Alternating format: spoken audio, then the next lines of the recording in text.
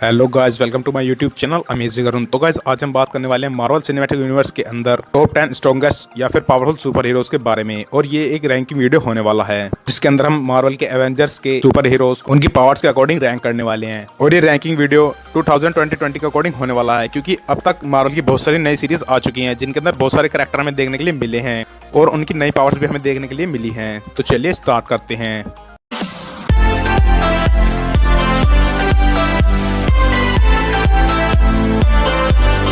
Number 10 पर है black panther.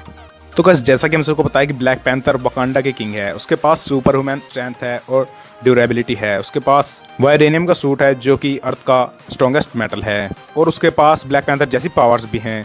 वो अपने सूट की मदद से किसी भी बड़ी से बड़ी एनर्जी को एब्जॉर्ब करके उसे ब्लास्ट कर सकता है। और वो बहुत सारे एवेंजर्स को अकेले भी हरा सकता है, क्योंकि वो hand to hand combat fight में भी बहुत ही परफेक्ट है। लेकिन वो 10 नंबर पर इसलिए क्योंकि ऐसे बहुत सारे एवेंजर्स हैं जो उससे ज्यादा स्ट्रॉन्ग हैं और वो उन्हें नहीं हरा सकता। नंबर 9 पर आता है स्पाइडरमैन। स्पाइडरमैन वैसे तो एक बहुत पॉपुलर कैरेक्टर है जो कि सबको पसंद है और वो एक अच्छा सुपर हीरो भी है। उसकी पावर्स की बात करें तो उसके पास स्पाइडी सेंस है और उसके पास स्पाइडर जैसी पावर है जो कि उसे एक स्पाइडर के काटने से मिली थी। उसके पास ड्यूरेबिलिटी है और जैसा कि हम सब ने सिविल वॉर के अंदर देखा था, उसने फैल्कन और विंटर सोल्जर दोनों को अकेले ही हरा दिया था। और अगर हम बात करें विंटर सोल्जर की, तो उसने अकेले ही Captain America, Black Panther, Tony और ब्लैक विडो को टक्कर दी थी।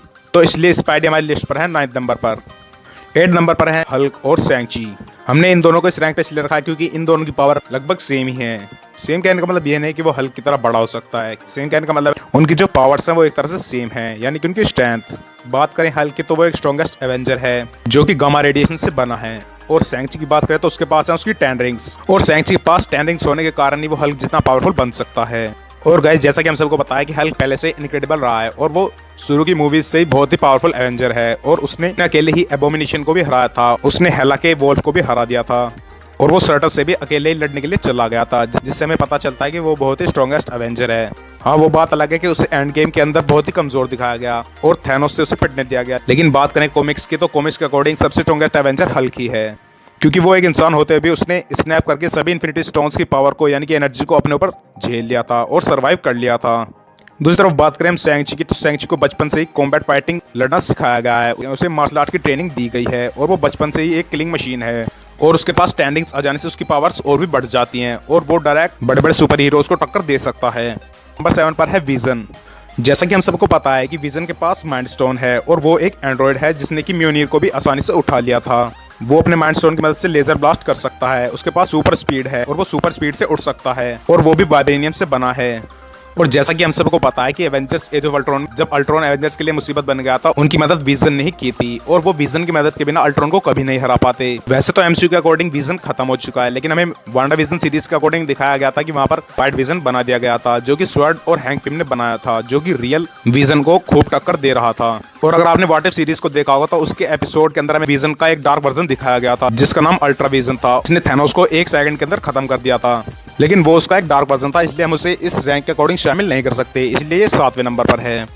नंबर 6 पर है कैप्टन अमेरिका विद म्योनीर। कैप्टन अमेरिका की बात करें तो सबसे पुराना एवेंजर है जिसके पास लड़ाई का बहुत ज्यादा एक्सपीरियंस है। और वहीं बात करें इसके 6 नंबर पे होने की, जैसा कि हमने एंड गेम के अंदर देखा था कि कैप्टन अमेरिका ने म्योनीर की मदद से थैनोस को बराबर की टक्कर दी थी और वो उसे हराने ही वाले थे। और हमें पता है कि जब कैप्टन अमेरिका के पास म्योनीर होगा जो कि स्ट्रॉन्गेस्ट उरू मेटल से बना है, तो उसके पास थोर की भी शक्तियां आ जाएंगी। इसके अलावा वो एक स्ट्रॉन्गेस्ट सुपर सोल्जर भी हैं और उनके पास उनकी शील्ड भी है जो कि वाइब्रेनियम से बनी है।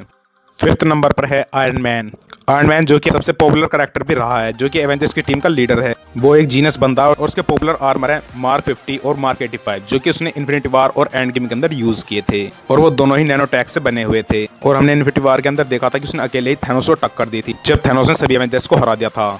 और उसने अपने आर्मर के साथ एंड गेम में स्नैप किया था, जो कि एक नॉर्मल ह्यूमन के लिए बहुत ही मुश्किल था, लेकिन फिर भी वो उसने कर दिखाया और थैनोस और उसकी सारी आर्मी को हरा दिया था। साथ ही वो एक जीनियस स्कूल और प्लेबॉय बंदा था और उसका ये अंदाज हम सबको बहुत पसंद आया था। और उसकी बहुत सारी ग्रेटेस्ट इन्वेंशन भी थी, जिनमें से एडिथ जार्विस बहुत पॉपुलर हैं, लेकिन इसी के साथ उसने कुछ गलत इन्वेंशन भी कर दी थी, जैसे कि अल्ट्रॉन। और इसी वजह से वो इस रैंक में 5वें नंबर पर है, क्योंकि उसकी गलती की वजह से दुनिया भी खत्म हो सकती थी, लेकिन हर बार वो सबको बचा लेता था, इसलिए वो हम सबका फेवरेट सुपर हीरो बना। नंबर 4 पर है कैप्टन मार्वल। तो गाइस, जैसा कि हम सबको पता है कि कैप्टन मार्वल के पास स्पेस स्टोन की पावर्स हैं क्योंकि स्पेस स्टोन उसके पास ब्लास्ट हो गया था, जिसके बाद सारी पावर्स कैप्टन मार्वल के शरीर के अंदर चली गई थी, जिसके बाद वो बहुत ही स्ट्रॉन्गेस्ट एवेंजर बन गई। उसकी सबसे बड़ी पावर यह है कि वो स्पेस में बिना किसी स्पेस सूट के घूम सकती है और वो किसी भी प्लैनेट पर जा सकती है।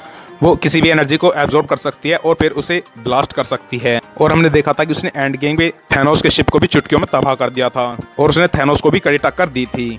वहीं पर व्हाट इफ की सीरीज के अंदर हमने देखा था कि उसने थोर के साथ हैंड टू हैंड कॉम्बैट की थी, जिसके अंदर उसने थोर की सारी लाइटनिंग पावर को भी एब्जॉर्ब कर लिया था।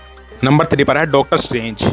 डॉक्टर स्ट्रेंज के पास टाइम स्टोन है, जो कि उसे सबसे खास बना देता है क्योंकि वो उसका ओनर है और एक तरह से वो उसकी सुरक्षा करता है। उसने इन्फिनिटी वार के अंदर थैनोस को भी कड़ी टक्कर दी थी, जबकि उसके पास एक ही स्टोन था जो कि टाइम स्टोन था और थैनोस के पास 4 इन्फिनिटी स्टोन्स थे। उसके पास आई ऑफ अगामोटो भी है और उसके पास क्लॉक ऑफ लेविटेशन भी है। और हमने देखा था कि उसने अकेले ही डोरमामो को भी हरा दिया था, जो कि स्पेस का सबसे बड़ा विलन है। और हमने देखा था कि उसने थैनोस को भी घुटने पर ला दिया था और वो उससे उसके इन्फिनिटी गॉन्टलेट को छीनने वाला था। उसके पास बहुत सारी मैजिक स्पेल्स हैं जिनसे वो किसी को भी हरा सकता, लेकिन उन्हें पढ़ने के लिए और उन्हें बोलने के लिए उससे बहुत ज़्यादा टाइम लग जाएगा और वो इतनी सारी स्पेल्स को याद भी नहीं रख सकता, इसलिए वो इस रैंक में 3rd नंबर पर है।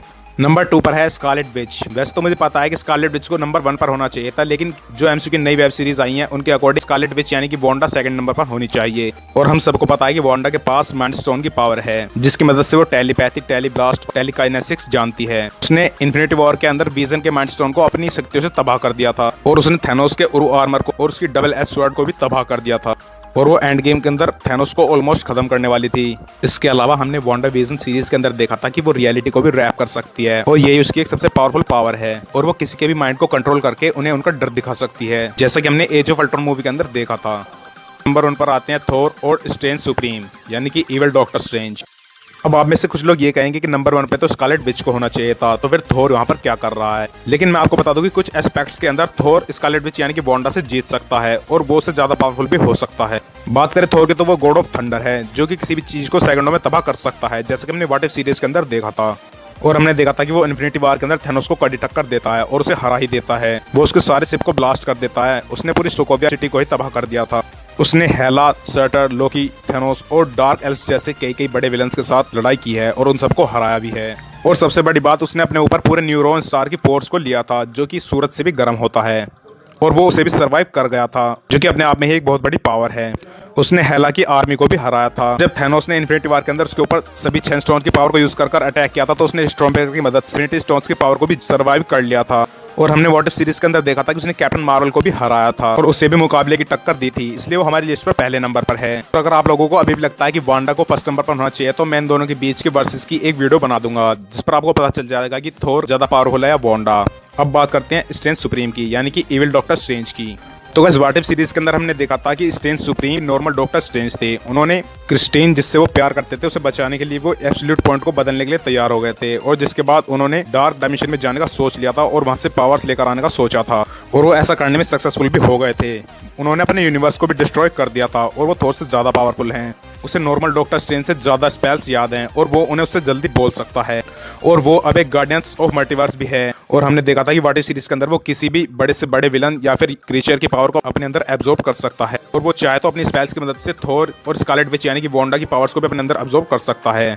और हमने व्हाट इफ सीरीज के अंदर भी देखा था कि वॉचर खुद डॉक्टर स्ट्रेंज सुप्रीम से मदद मांगने के लिए जाता है और फिर डॉक्टर स्ट्रेंज सुप्रीम भी उनकी मदद करता है।